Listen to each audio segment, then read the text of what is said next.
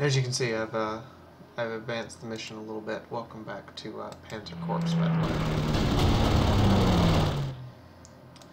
So I am now having to deal with the British suddenly rushing in the Royal Air Force over here. There's Hurricane Mark 1s. I hate to break it to them, Hurricanes are not very good. And they weren't very good during the war, and the game really reflects that. They are cheap fighters. That's about all they are. It's cheap.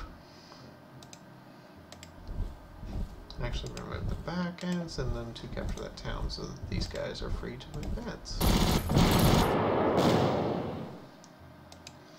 And we're going to flip our 88 to AA mode and say goodnight.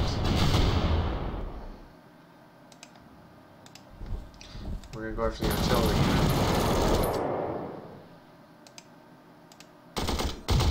It's a heavy weapons. Panzer IV is basically bounced.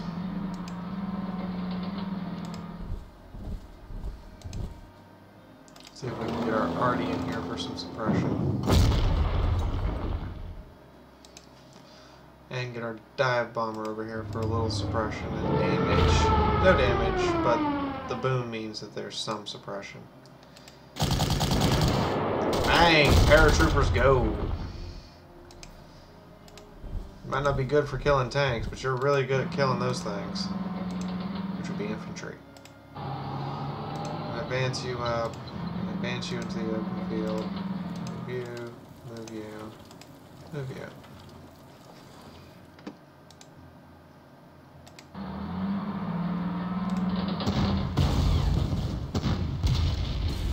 The only reason that worked with Panzer IVs is, one, the Hotchkiss is not a very good tank, as you can see from the hard attack value. More importantly, I have almost 3 stars of experience, which means that I have a significantly higher initiative and attack, as well as defense. So that's the reason the Panzer IV kind of worked there. Most of the time the Panzer IVs are only really good at killing soft targets.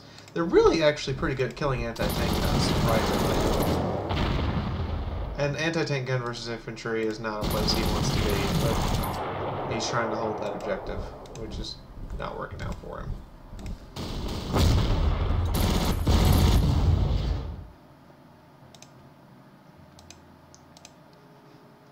I'm going to bring up some elite replacements for you guys and move you in.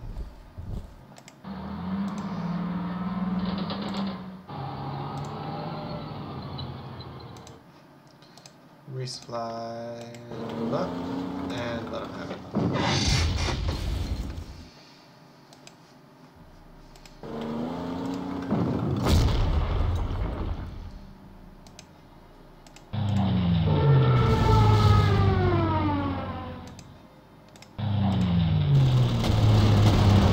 And we're going to take out that Spitfire because it's actually dangerous before he can reinforce it. Use our Jagdpanzers as scouts.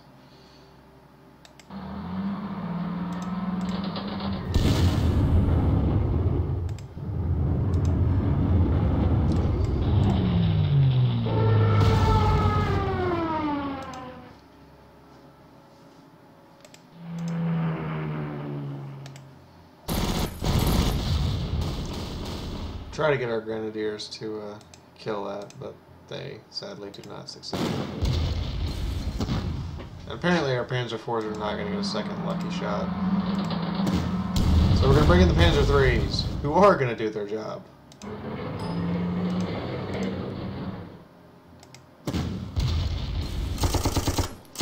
And I did that because I can swoop this fighter in and hopefully take him out.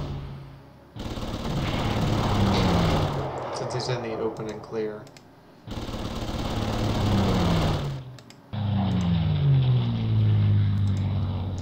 Reinforce these guys. They got shot to pieces. Alright, and we have Panzer Grenadiers here.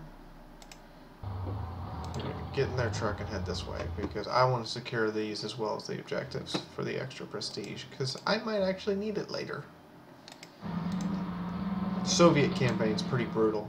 I mean, they send wave after wave of guys at you, and there's very little you can do but try to hold them off.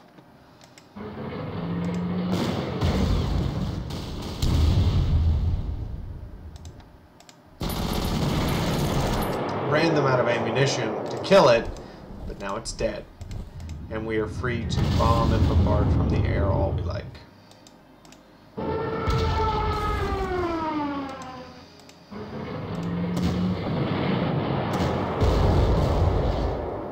Good job, rookies.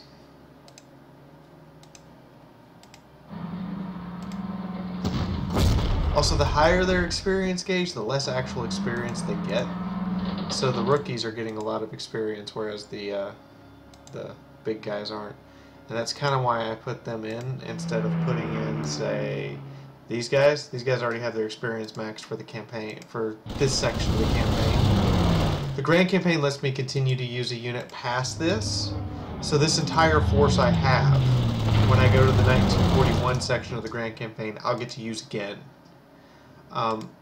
But the defect being that you can only advance your units so far in experience depending upon which section of the Grand Campaign you're in. During Poland, for instance, I could only go to 225. And on top of that, I only had Panzer 38Ts. That was the biggest, baddest tank I had.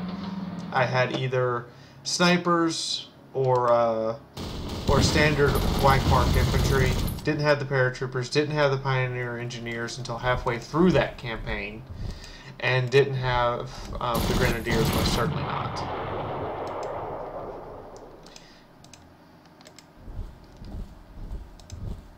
So yeah, if you could imagine trying, this was the most advanced artillery piece I have. I'm still using it because it's the only mobile artillery I have, but I do have the much improved 115 centimeter, which is 150 millimeter artillery pieces now, and they're actually my primary firepower when it comes to RE. Suppressed anti-tank gun does not stand a chance against tanks, and gets shoved into the paratroopers who have yet to actually shoot. Every unit gets to move and shoot, and when you can shove enemy units around like that, you can get them to move because their morale drops. It's a wonderful tactic to shove them into units that couldn't quite get up there, and then suddenly those units that couldn't quite get up there can now attack.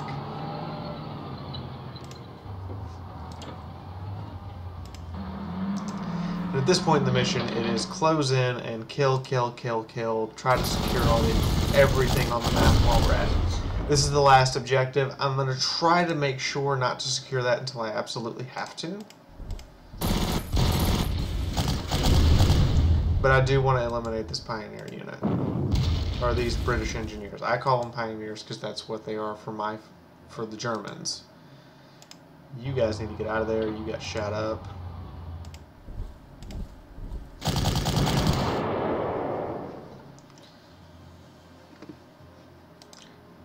Also, during the Polish campaign, there's a lot of encouragement to bypass heavy fortified positions because, to be quite honest, you're not going to take them out. Your Panzer 38T simply do not stand a chance against emplacement artillery or those big pillboxes that represent huge fortifications.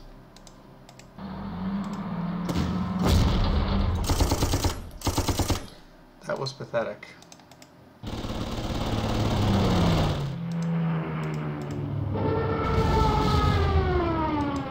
That's wrecking them, right?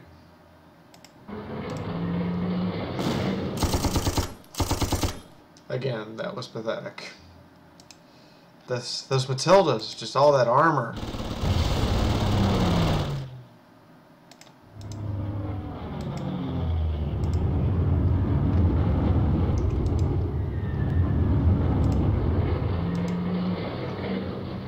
Make sure you have an escort in case they spawn an aircraft.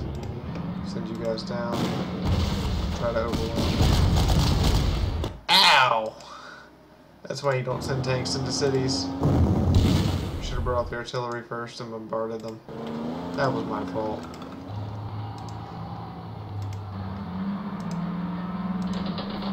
Alright, that's all I really need to do because I need to secure that town and secure these areas so we can end turn. And they're pretty shot up. I mean, not like they have a boatload of units left to fight back with.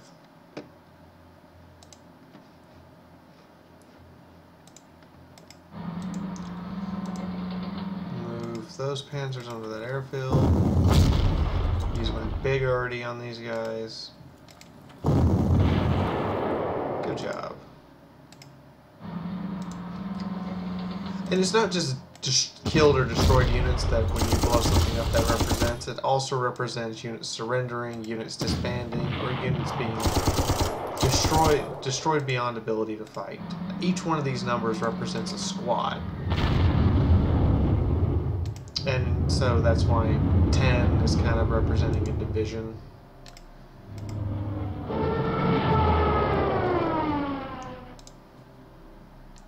And that's going to be the end of this one.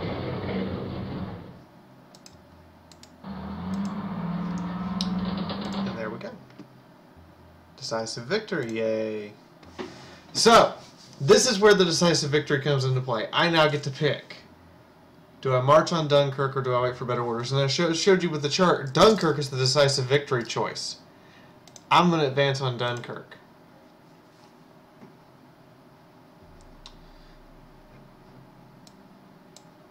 And see, this is the time when I actually do a lot of my reinforcing, because it's cheaper to reinforce before the mission actually starts. And there's those pioneers I talked about. There's a couple of units that have hidden bonuses, like the pioneers can completely clear minefields instantly and get something stupid for a bonus against fortifications. But this is Panzer Corps. This is my Sunday break game. You got to see me play through most of, if not all of, a campaign mission for the Grand Campaign. I'm going to finish reinforcing here. But in the meantime, this is Fiaura the Tank Girl, and that's it for Sunday.